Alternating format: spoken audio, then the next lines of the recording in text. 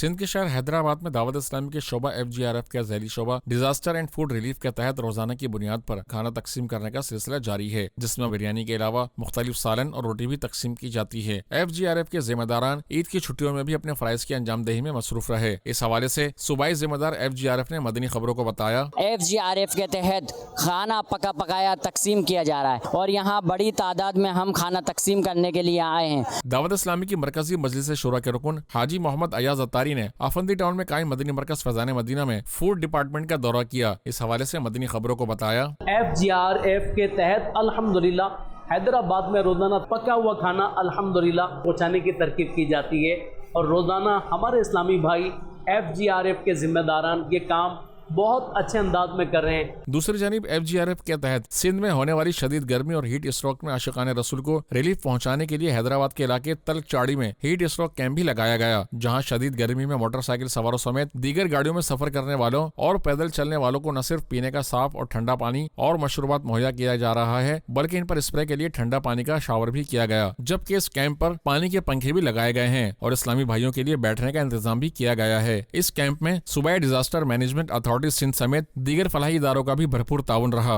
इस हवाले से FGRF जिम्मेदारान ने मदनी खबरों को बताया, FGRF के जिम्मेदारान आका की दुखियारी उम्मत की खिदमत करते हुए उनको पानी पिला रहे हैं, उनके ऊपर ठंडे पानी का शावर कर रहे हैं, उनको उनकी खिदमत कर रहे हैं, टावल के जरिए उनको ठंडक मुहैया कर रहे हैं। हेल्थ टीम जो हमारे साथ यहाँ मौजूद है, अगर कोई इस्लामी भाई सीवियर कंडीशन में हमारे पास आता है तो ये सबसे पहले उसका BP चेक करते हैं, उसको नॉर्मल ट्रीटमेंट जो होता है वो प्रोवाइड करते हैं और साथ ही साथ ORS और निमकोल का पानी वगैरह वो भी मुहैया करते हैं।